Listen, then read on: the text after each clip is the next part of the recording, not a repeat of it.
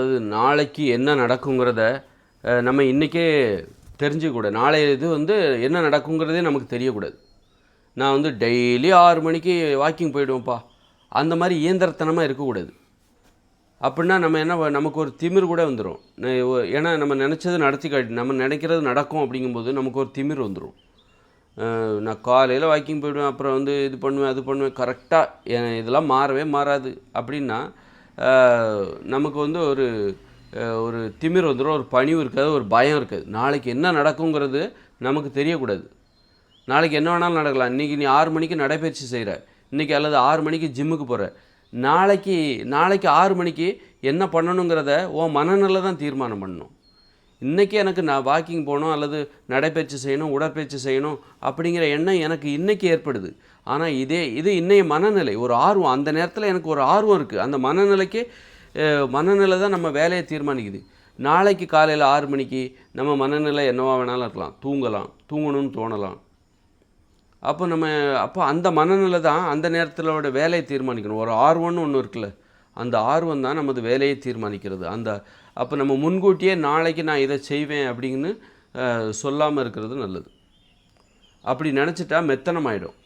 நம்ம வேலை தடையில்லாமல் இயந்திரங்களைப் போல் ஆகிவிடும், இயந்திரத்தனமாக மாறிடும். ஒரு பயம் இருக்கணும். இன்றைக்கும் நடந்தது போல் நாளைக்கும் நடக்கணும்னு நீ நினைக்கலாம்.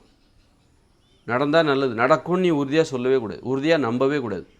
இன்றைக்கி நீ நடைபயிற்சி பண்ண, நாளைக்கே இது போல் நடக்கும் அப்படின்னு நீ உறுதியாக நம்பக்கூடாது. அப்போ நீ என்ன பண்ணுவ அப்படின்னா மெத்தனம் வந்துடும். உனக்கு ஒரு பயம் இருக்காது, நீ எப்போ பயம் இருக்காது.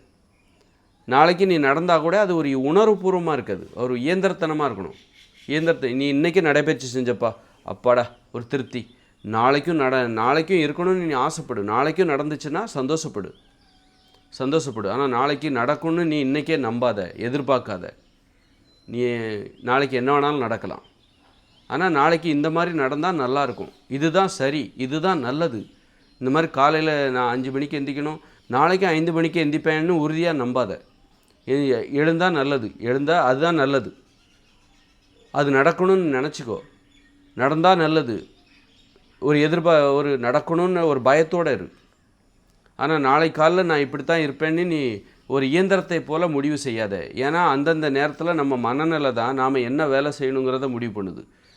அந்தந்த நேரத்தில், இந்த நேரத்தில் நான் என்ன பண்ணணும், இந்த நேரத்தில் வீடியோ போடணும்னு எனக்கு தோணுது, அப்போ இது நல்லது, வீடியோ போடுறது எனக்கு நல்லது, அப்போ இது போடணும்னு நான் நாளைக்கு இதே மாதிரி போடுவேன்னு நான் சொல்ல முடியாது.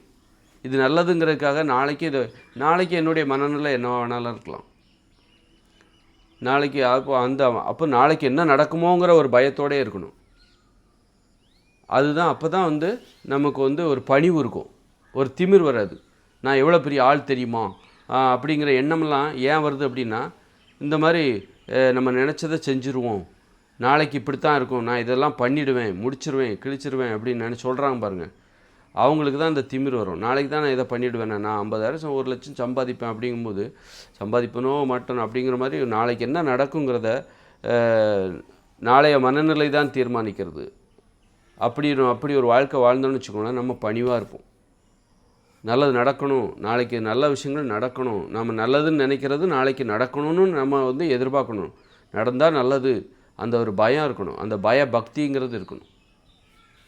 இன்றைக்கி நடந்துருச்சு, நன்றி, நாளைக்கு இது போல் நடக்கணும், அதற்கு நான் என்னெல்லாம் செய்யணும், நாளைக்கு இது போல் நடக்கணும்னா நான் என்னெல்லாம் செய்யணும், அந்த கடமைகளை செய்யுங்க. செஞ்சுட்டு அது ஒன்று.